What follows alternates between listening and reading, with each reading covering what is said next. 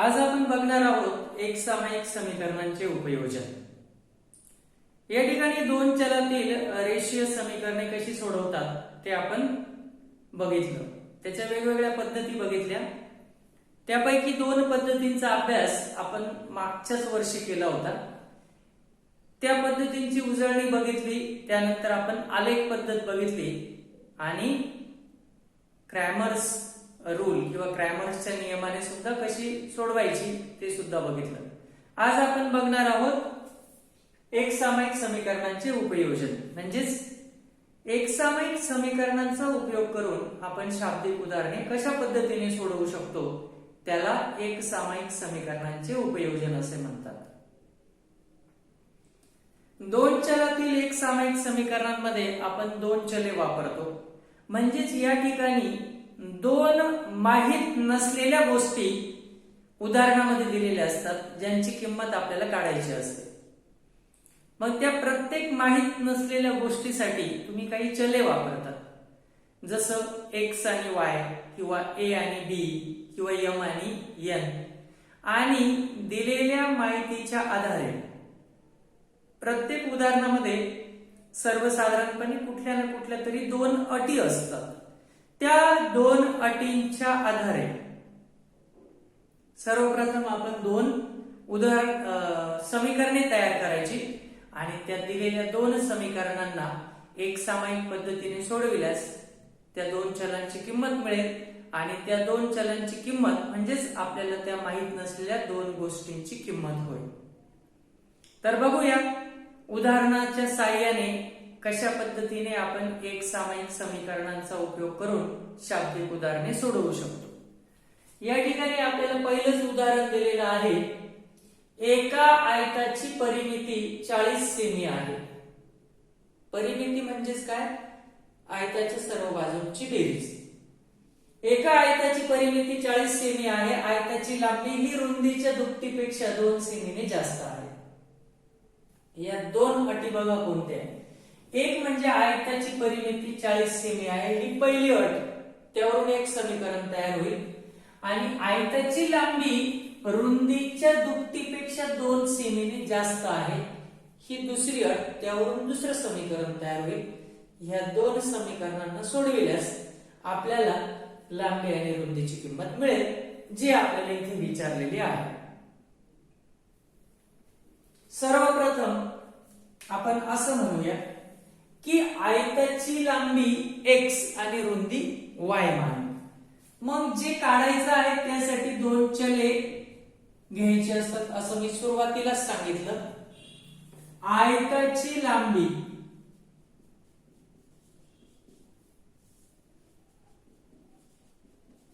बरोबर x आणि आयताची रुंदी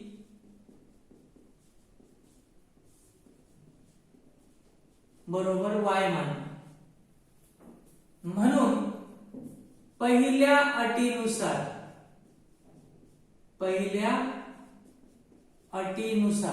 आता पहिली अट काय ते तुम्हाला बघावं लागेल। पहिली अट दिली आहे, आयताची परिमिती 40 सेमी आहे।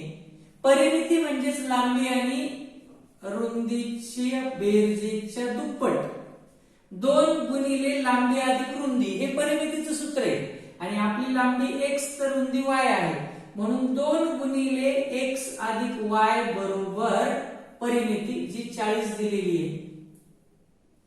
हा 2 संपूर्ण कंसाला इकडे कसा आहे गुणिला आहे, तो तिकडे नेला तरी ह्या 40 ला भागीला होईल, आणि x अधिक y बरोबर 40 भागिले 2, बे 1 बे, बे 2 4, बे 0 0, म्हणजेच x अधिक y बरोबर 20 असं पहिल्या अटीनुसार एक समीकरण आपल्याला मिळतं। अटीनुसार मिळणारं समीकरण प्रत्येक वेळी आपल्या सामान्य रूपात राहील असं जरुरी नाही, त्याला सोडवा आणि सामान्य रूपात आणा। नंतर दुसऱ्या अटीकडे वळूया। दुसऱ्या अटीनुसार बघा, दुसरी अट आपल्याला काय सांगते की आयताची लांबी जिला तुम्ही x मानला आहे, हिची किंमत रुंदीच्या दुप्पट करावी लागेल। रुंदी तुम्ही y मानली आहे, y ची दुप्पट करणं म्हणजे y ला 2 ने गुणणं, परंतु याच्यापेक्षाही 2 ने जास्त आहे, म्हणजेच x बरोबर 2y अधिक 2 हे एक समीकरण तयार झालं. परंतु हे सुद्धा सामान्य रूपात नाहीये, हा 2y ह्या बाजूला पाहिजे. सामान्य रूपामध्ये चले आपल्याला डावीकडे आणि किंमत म्हणजे स्थिरांक उजवीकडे पाहिजे. म्हणजे हा 2y इकडे आणा, तो इकडे येऊन वजा 2y होईल. म्हणून x वजा 2y बरोबर 2 हे तुमचं दुसरं समीकरण झालं. तर समीकरण 1 आणि 2 मध्ये x चा सहगुणक समान आहे, म्हणजेच तुम्ही समीकरण 1 मधून समीकरण 2 वजा करा, म्हणजेच तुमचा x कॅन्सल होईल आणि y ची किंमत मिळेल. ती किंमत तुम्ही 1 मध्ये टाकून x ची किंमत काढू शकता. आता आपण असं म्हणू 1 मधून 2 वजा करू. त्यासाठी समीकरण 1 आधी लिहा आणि समीकरण 2 त्याच्या खाली लिहा. 1 नंबरचं समीकरण आहे आपलं x अधिक y बरोबर 20 आणि x वजा 2y बरोबर 2 समीकरण नंबर 2. आणि आपल्याला यांची काय करायची आहे, वजाबाकी. म्हणून आपण इथं असं मेन्शन करूया की वजाबाकी करू. वजाबाकी करणं म्हणजेच खालच्या राशीचे चिन्ह बदलणं. हा वजा होईल, हा अधिक होईल आणि हा वजा होईल. x वजा x कॅन्सल, y अधिक 2y म्हणजे ते 3y झाले आणि 20 मधून 2 गेले 18. हा 3 इकडे गुणिला तिकडे जाऊन भागीला केल्यास 18 भागिले 3, 3 1 3, 3 7 18 म्हणजेच तुम्हाला y ची किंमत मिळाली 6. आता ही किंमत समीकरण 1 मध्ये टाका म्हणजे x ची किंमत मिळेल. समीकरण 1 आहे x अधिक y बरोबर 20, ज्यामध्ये y ची किंमत 6 टाकल्यास x अधिक 6 बरोबर 20. हा 6 तिकडे जाऊन वजा होईल, म्हणून x बरोबर 20 वजा 6 म्हणून x बरोबर 20 मधून 6 गेले 14. या ठिकाणी तुम्हाला x ची किंमत मिळाली, y ची किंमत मिळाली. परंतु उदाहरणामध्ये आपल्याला x y च्या किमती विचारलेल्या नाही. शाब्दिक उदाहरणांमध्ये तुम्ही चलाच्या किमती काढून मोकळं व्हायचं नाही. तुम्हाला उदाहरणात जे विचारलं आहे त्यासाठी तुम्ही जी चल वापरली होती त्या किमती पुन्हा टाका. म्हणजेच तुम्हाला विचारलं होतं आयताची लांबी म्हणजे x ची किंमत, मग तिथे तुम्ही लिहा आयताची लांबी बरोबर 14 सेमी, कारण त्याला आपण x मानलं होतं. मग त्या x ची किंमत म्हणजेच तुमच्या आयताच्या लांबीची किंमत. आणि दुसरी गोष्ट विचारली होती आयताची रुंदी सुद्धा, तिला तुम्ही y मानलं होतं. मग y ची किंमत काय 6 म्हणून 6 सेमी हेच त्याचं उत्तर. तर अशा पद्धतीने शाब्दिक उदाहरणांमध्ये आपल्याला ज्या गोष्टी काढायला विचारलेल्या आहेत त्यांना आपण वेगवेगळे 2 चल मानायची आणि उदाहरणातील माहितीनुसार ज्या 2 अटी असतात त्या 2 अटीवरून 2 समीकरणे बनवायची आणि ही समीकरणे सहगुणक समान करून चलाची किंमत घालून किंवा क्रॅमरच्या नियमाप्रमाणे यापैकी तुम्हाला जेही योग्य वाटेल त्या पद्धतीने सोडवायची आणि चलाच्या किमती मिळाल्यानंतर जे विचारले ज्यासाठी आपण ती चल वापरली होती ते तिथं मांडायचं.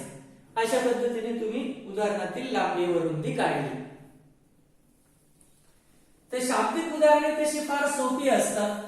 फक्त शाब्दिक उदाहरणांमध्ये आपण कशासाठी काय चल वापरायचं आणि दिलेली माहिती ही समीकरणाच्या रूपामध्ये कशी मांडायची तेच फक्त अवघड असतं. एकदा तुम्हाला समीकरणे मिळाली की समीकरण सोडवायच्या पद्धती तुम्हाला माहिती आहे ते तुम्ही सोडवू शकता. आणि ही सर्व शाब्दिक उदाहरणे ही शक्यतो 4 मार्काला येतात. पुढचं उदाहरण बघा.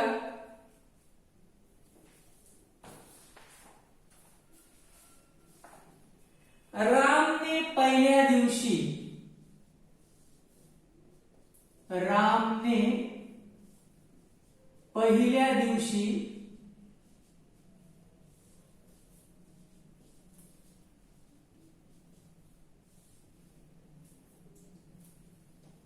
11 काटे असलेली घड्याळे, 11 काटे नाही नाही तुम्ही असेल रामने पहिल्या दिवशी काटे असलेली 11 घड्याळे, काटे असलेली 11 घड्याळे व 6 डिजिटल घड्याळे, डिजिटल घड्याळे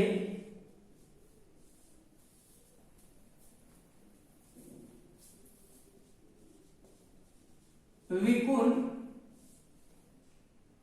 4330 रुपये मिळविले.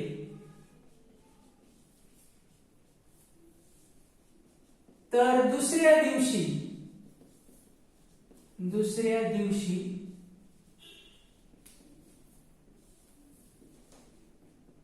काटे असलेली 22 घड्याळे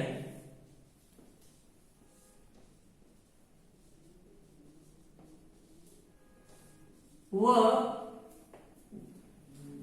5 डिजिटल घड्याळे विकून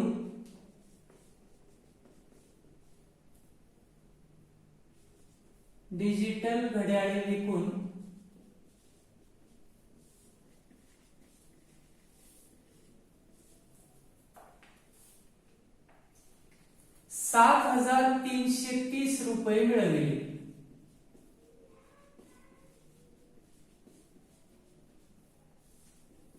तर प्रत्येक प्रकारच्या घड्याळाची विक्री किंमत काढा.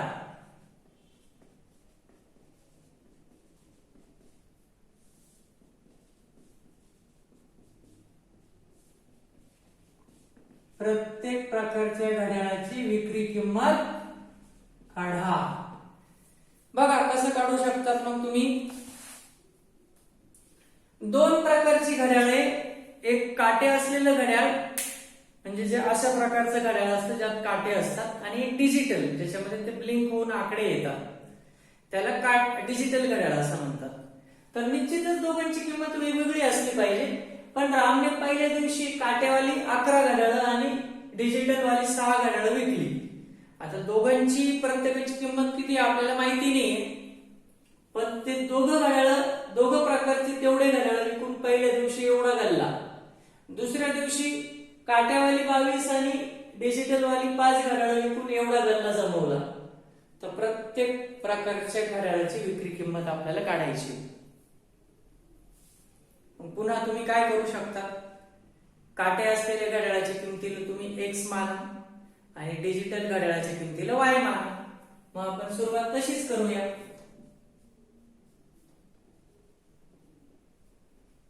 काटे असलेल्या घड्याळाची किंमत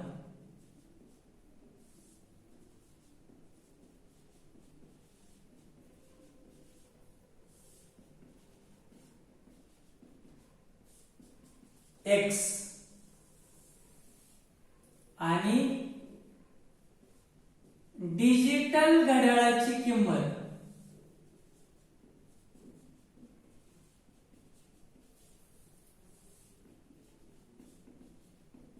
आपण किती मानूया वाय.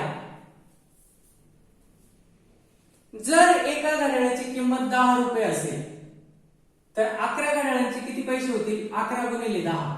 पण आपल्याला हे नाही माहिती की किंमत 10 आहे, आपण तर ती किंमत एक्स मानली. म्हणजे 11 घड्याळाचे एक्स रुपयाप्रमाणे 11 एक्स रुपये होतील आणि वाय एका घड्याळाची किंमत असेल तर 6 घड्याळाचे 6 वाय होतील. आणि हे दोघी घड्याळाचे पैसे मिळून एकूण किती पैसे मिळाले पहिल्या दिवशी, 4330. हे तुमचं 1 नंबरचं समीकरण झालं. हे कसं आलं ते समजायला पाहिजे. लक्षात घ्या, पहिली अट काय सांगते. मग या ठिकाणी तुम्ही असं म्हणणार, पहिल्या अटीनुसार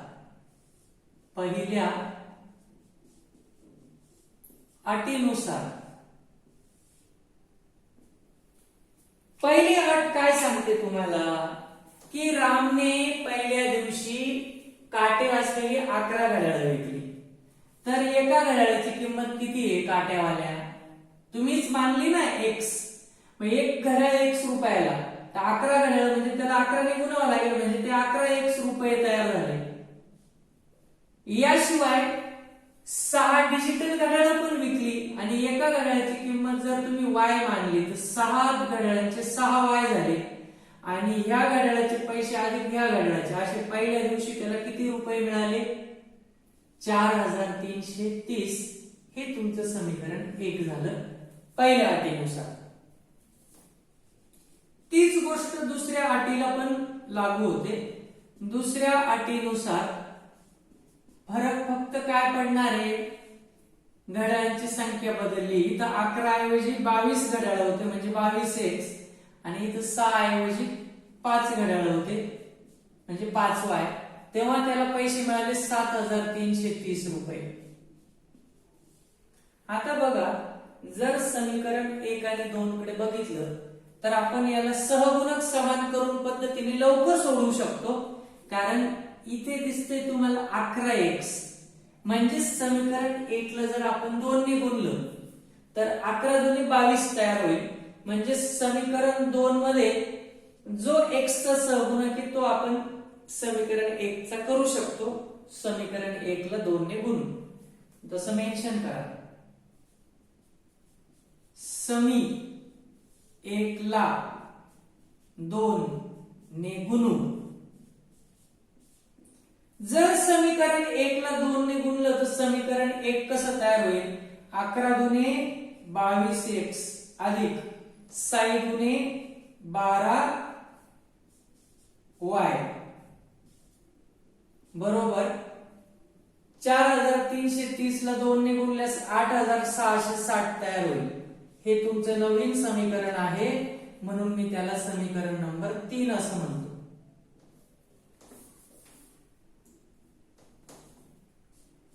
आठ 8660 समीकरण 3.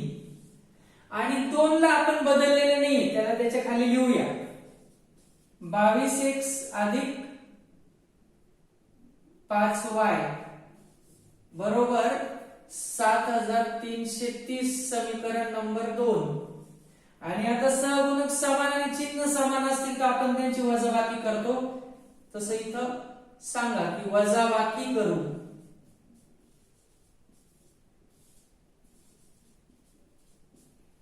वजाबाकीचा नियम असा आहे की खालच्या राशीचे चिन्ह बदलतात. हा वजा आणि हा सुद्धा वजा. 22 वजा 22 कट. 12y मधून 5y गेले तर 7y होतील.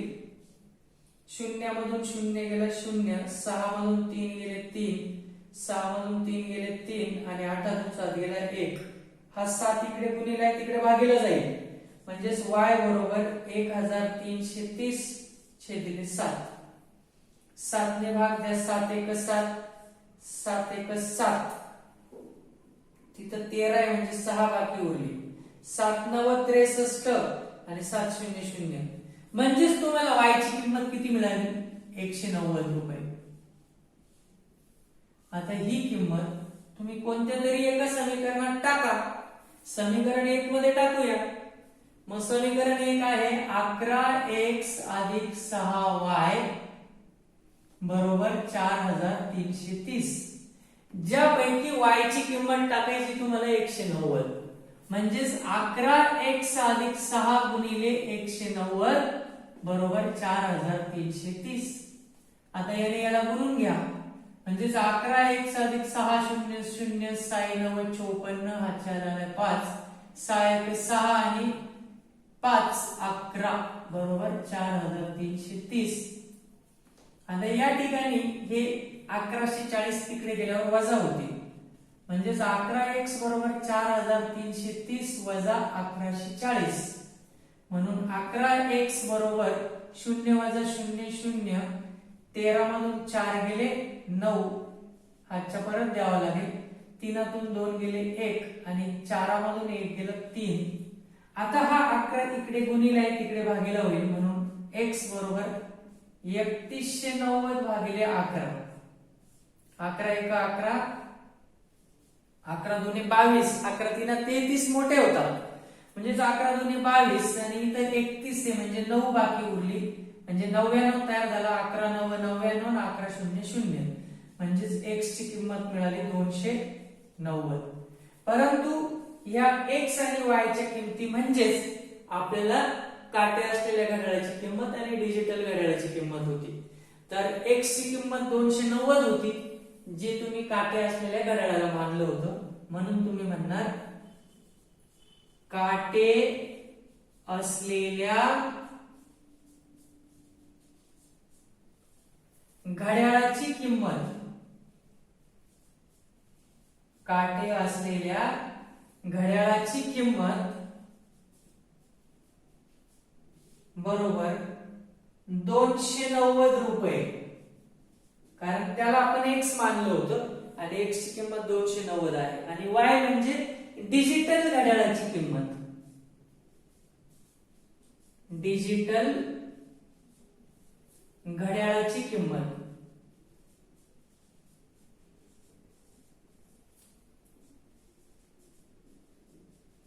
₹190.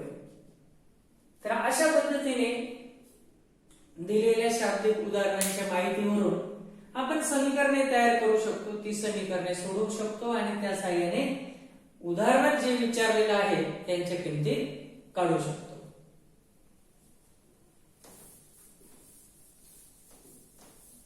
यानंतर पुढचं उदाहरण जे आहे बोटीचं. हे उदाहरण थोडंसं अवघड जरी असलं तरी बऱ्याचशा वेळा परीक्षेला विचारलं जातं. यामध्ये तुम्हाला थोडंसं विज्ञान वापरायचं आहे म्हणून ते अवघड होतं. बाकी गणित खूप मोठं नाहीये.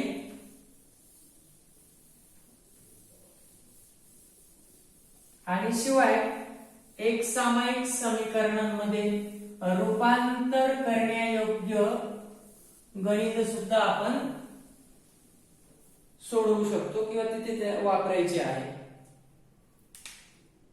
प्रथम गणित बघूया.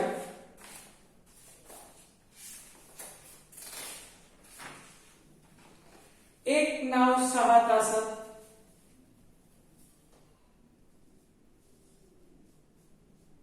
एक नाव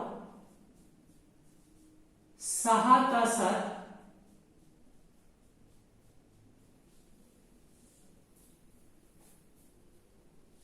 प्रवाहाच्या विरुद्ध दिशेने 16 किमी, प्रवाहाच्या विरुद्ध दिशेने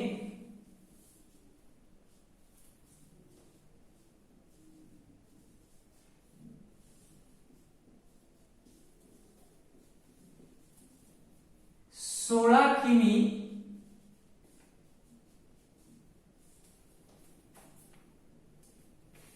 व प्रवाहाच्या दिशेने 24 किमी जाते.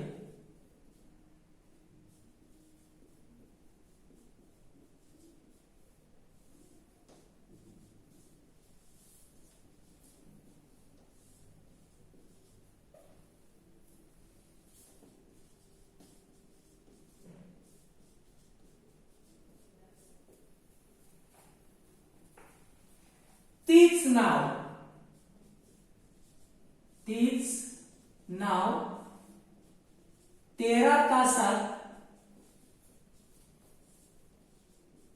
प्रवाहाच्या विरुद्ध दिशेने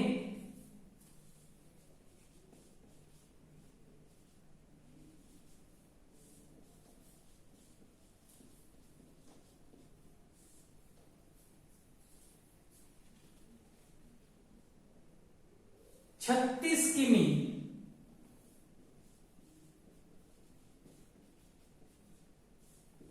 व प्रवाहाच्या दिशेने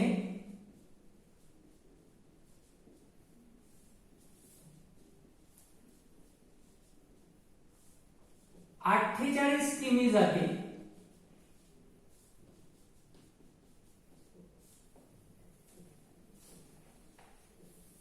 तर नावेचा संथ पाण्यातील वेग,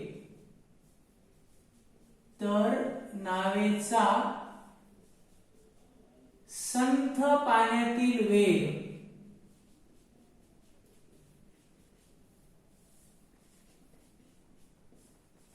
व प्रवाहाचा वेग काढा.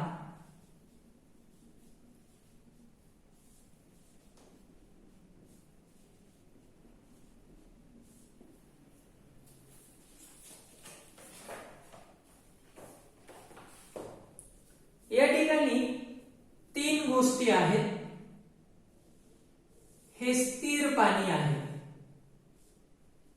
स्थिर म्हणजे संथ पाणी, वाहत नसलेलं, स्थिर किंवा संथ पाणी. जर यामध्ये एखादा नाव चालवत असेल तर तिचा वेग आपण 10 पकडूया, संथ पाण्यामधला वेग. दुसरं, तीच नाव आता अशा उताराकडे वाहणाऱ्या पाण्यामध्ये वाहते आणि उतार इकडे असल्यामुळे पाणी इकडे वाहते, ज्या पाण्याचा वेग 2 किलोमीटर प्रति तास आहे. इकडे 10 आहे आणि पाण्याचा वेग मी फक्त सांगितला किती, 2 किलोमीटर. म्हणजे नावेपेक्षा पाणी जोरात नाहीये, कमी आहे त्याचा वेग. मग या ठिकाणी दोन गोष्टी. जर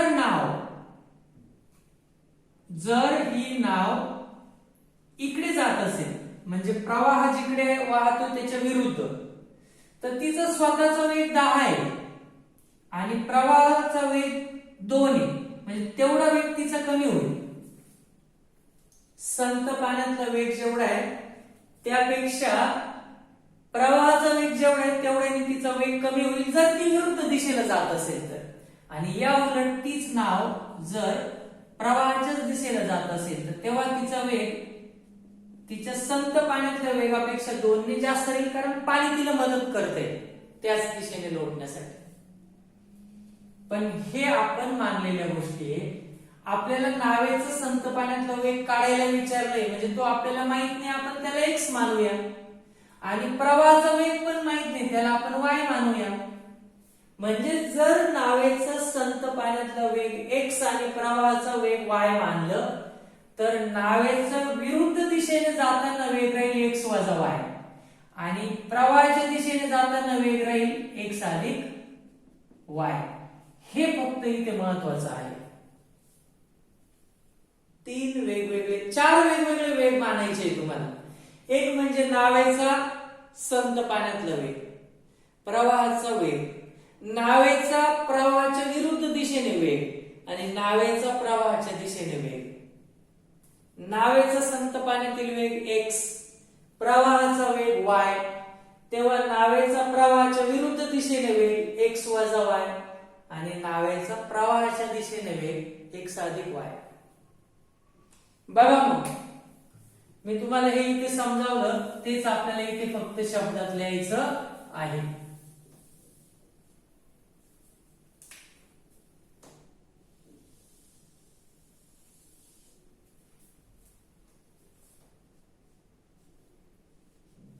नावेचा संथ पाण्यातील वेग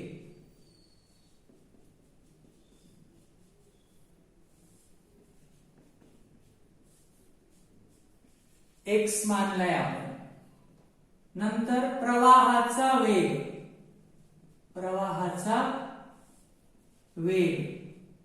आपण y मानलाय.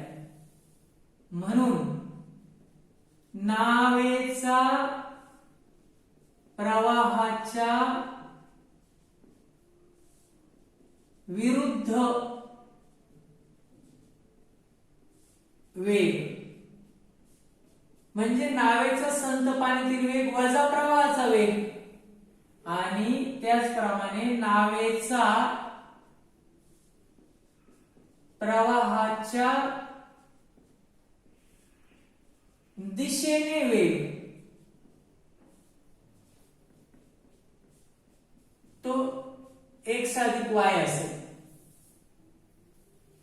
आता दोन अटींवरून 2 उदाहरणं कशी तयार करायची, म्हणजे 2 समीकरणं कशी तयार करायची. यामध्ये आपल्याला वेग, वेळ आणि अंतर अशा 3 गोष्टी दिलेल्या आहेत. म्हणूनच मी सांगितलं होतं की हे विज्ञानाशी निगडीत गणित आहे. तुम्हाला अंतराचं सूत्र माहिती पाहिजे. अंतर बरोबर वेग गुणिले वेळ. आणि ह्या उदाहरणात आपल्याला वेळ दिलेला आहे. जर आपल्याला वेळ काढायचा असेल तर त्यासाठी हे सूत्र बदलून हा वेग इकडे गुणिले तो इकडे येऊन भागिले होईल, म्हणजेच अंतर भागिले वेग असं तुम्हाला सूत्र वापरून या ठिकाणी दोन अटी निर्माण करायच्या आहेत. कसं करू शकता?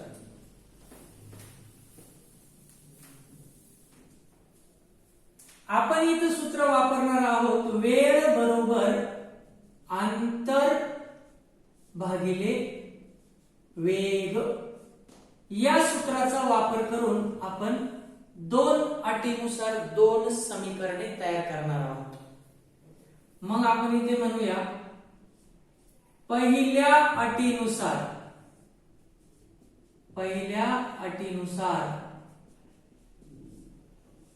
काय आहे आपली पहिली अट की एक नाव 6 तासामध्ये प्रवाहाच्या विरुद्ध 16 किलोमीटर जाते आणि प्रवाहाच्या दिशेने 24 किलोमीटर जाते.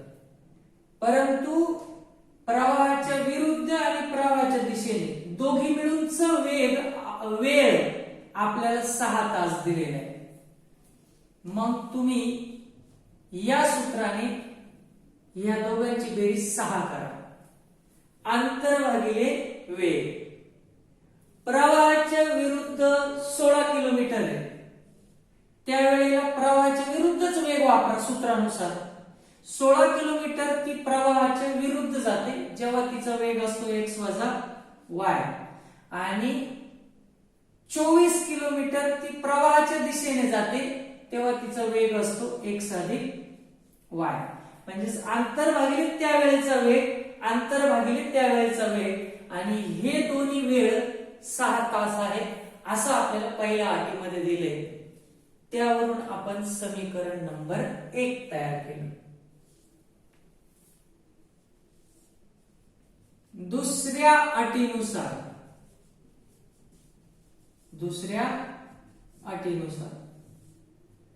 आता बघा दुसरी अट काय सांगते. इथे फक्त आकडे बदललेले, म्हणजे जेव्हा ती इकडे 16 जात होती इथे त्यांनी सांगितलं 36 किलोमीटर जाईल जेव्हा ती प्रवाहाच्या विरुद्ध असेल, आणि 24 ऐवजी 48 जाईल जेव्हा ती प्रवाहाच्या दिशेने जाते.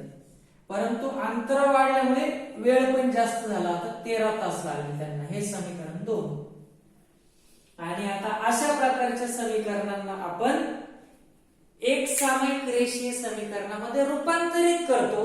त्यासाठी तुम्हाला 1/x + y ऐवजी वेगळं चल वापरावं लागेल आणि 1/x + y ऐवजी वेगळं चल. बघा 1/x - y बरोबर m मानू व 1/x + y बरोबर n मानू. मग 1/x + y साठी जर m असेल तर हे गणित इथलं पहिलं गणित कसं होईल. 16m. या 16 ला ऍक्च्युअली गुणिले 1 केलं तर 16 × 1 = 16 आणि 1/x - y साठी तुम्ही m मानलाय, म्हणजे इथं काय लिहावं लागेल तुम्हाला 16m. लक्षात येते का? हे 1 नंबरच्या समीकरणामध्ये 1/x - y ऐवजी m आणि 1/x + y ऐवजी n मानला तर हे समीकरण तयार होईल 16m + 24n बरोबर 6. हे संपूर्णतः नवीन समीकरण म्हणून मी त्याला 3 म्हणतो. आणि हे गणित तयार होईल 36m + 48n बरोबर 13. समीकरण नंबर 4. इथे 24 आहे, इथे 48 आहे. म्हणजे समीकरण 3 ला जर मी 2 ने गुणलं तर निश्चित 24 दुने 48 होतील आणि यांचे सहगुणक समान होतील. मग तसं केल्यावर आपल्याला समीकरणांची वजाबाकी करता येईल. मग त्यासाठी मी फक्त समीकरण नंबर 3 ला 2 ने गुणतो आणि नवीन तयार झालेल्या समीकरणाला 4 मधून वजा करतो. म्हणून 4 खालीच ते नवीन समीकरण लिहितो. तर समीकरण 3 ला आपल्याला 2 ने गुणायचंय, म्हणजेच 16 दुने 32m अधिक 24 दुने 48n बरोबर 6 दुने 12. हे 5 नंबरचं नवीन समीकरण तयार झालं समीकरण 3 ला 2 ने गुणून. आणि समीकरण 3 ला आपण 2 ने का गुणलं? कारण सहगुणक कोणत्या तरी एकाचे सामायिक करावे लागतील. आणि मग आता आपण म्हणू वजाबाकी करू.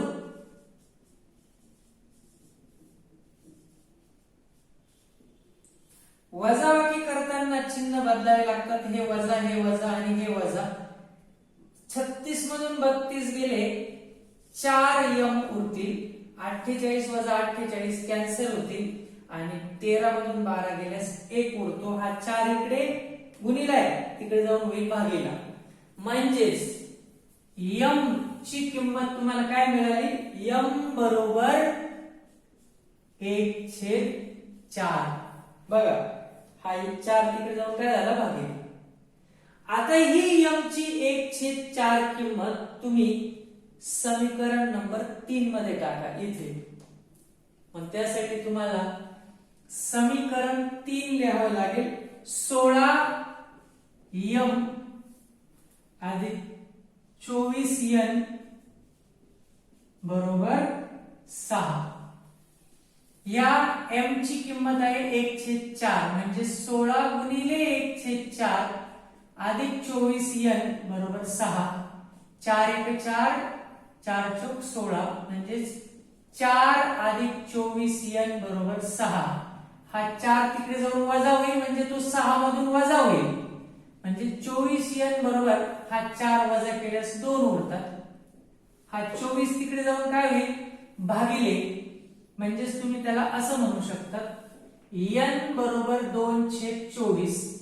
बे 1 बे 1 बे 2 4 म्हणजेच n ची किंमत मिळाली 1/12. ही तुमची n ची किंमत आणि ही तुमची m ची किंमत. परंतु आपण जे मांडलेलं आहे ते तर x आणि y च्या किमती आहे, म्हणजे फक्त m आणि n च्या किमती काढून उपयोग नाही. आपण असं म्हणूया m ची किंमत आहे 1/4 आणि n ची किंमत आहे 1/12. परंतु m ची ओरिजिनल किंमत काय होती? 1/x वजा y. मग m ची जर ओरिजिनल किंमत मी टाकली 1/x वजा y बरोबर 1/4 आणि n ची ओरिजिनल किंमत आहे 1/x अधिक y बरोबर 1/12. तर आपण तिरकस गुणाकार करून पुन्हा नवीन समीकरणे मिळतील. x वजा y गुणिले 1 म्हणजे x वजा y बरोबर यांचा तिरकस गुणाकार 4 1 4. त्याचप्रमाणे यांचा विचार केल्यास x अधिक y बरोबर 12 1 12 आणि x वजा y आणि x अधिक y असेल तर अशा दोन समीकरणांची नेहमी बेरीज करायची असते. म्हणजेच मी या दोन समीकरणांची बेरीज करतो. म्हणजेच x वजा y बरोबर 4 आणि x अधिक y बरोबर 12 ची बेरीज करू. हे समीकरण कुठून आले? m आणि n च्या ओरिजिनल किमती टाकून तिरकस गुणाकार करून आणि यांची बेरीज केल्यास x अधिक x 2x होतील आणि वजा y आणि अधिक y कॅन्सल होतील. 12 आणि 4 16 होतील. हा 2 तिकडे जाऊन भागीला केला तर x बरोबर 16 छेदिले 2 बे 1 बे 8 16 म्हणजेच x ची किंमत तुम्हाला 8 मिळाली. एक किंमत तर मिळाली तुम्हाला. आता ही x ची किंमत या साध्या समीकरणात टाकू ना आपण. x अधिक y बरोबर 12. x अधिक y बरोबर 12 याच्यात जर किंमत टाकली x ची 8 तर 8 अधिक y बरोबर 12. हा 8 तिकडे गेला तर वजा होईल म्हणजे y बरोबर 12 वजा 8 म्हणजेच y बरोबर 12 तून 8 गेले 4. म्हणजेच तुम्हाला x ची किंमत मिळाली आणि y ची सुद्धा किंमत मिळाली. परंतु आपल्याला इथे थांबायचं नाही. आपल्याला x आणि y विचारलेले नव्हते. आपल्याला विचारलं होतं नावेचा संत पाण्यातील वेग. ज्याला आपण x मानलं होतं, म्हणजे याची किंमत 8 मिळाली. आणि प्रवाहाचा वेग ज्याला आपण y मानलं होतं, जो आपल्याला 4 मिळाला, तेच फक्त इथं मांडा. म्हणून नावेचा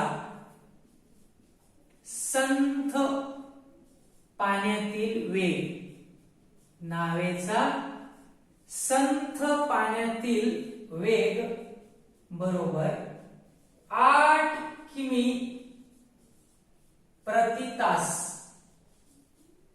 आणि या उलट दुसरा प्रश्न विचारला आहे आपल्याला फक्त प्रवाहाचा वेग, प्रवाहाचा वेग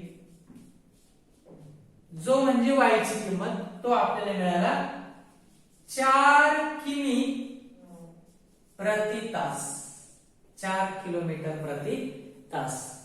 अशा पद्धतीने तुम्ही कोणतीही शाब्दिक उदाहरणे सोडवू शकतात दोन चलातील रेषीय समीकरणांचा उपयोग करून. तर या ठिकाणी हा धडा आज संपलेला आहे. सगळ्यात महत्त्वाचं म्हणजे शाब्दिक उदाहरणांमध्ये खूप वेगवेगळ्या प्रकारची उदाहरणे असतात. ती उदाहरणे प्रत्येक प्रकारची जेव्हा तुम्ही सोडवून बघाल तेव्हाच त्याच्या अटीनुसार समीकरणे कशी तयार करायची हे कळेल आपल्याला. म्हणून त्याचा जो काही उदाहरण संग्रह आहे, अभ्यास 1.4 की 5 काय असेल तो सोडवा आणि जी अडचण आली ती मला विचारा.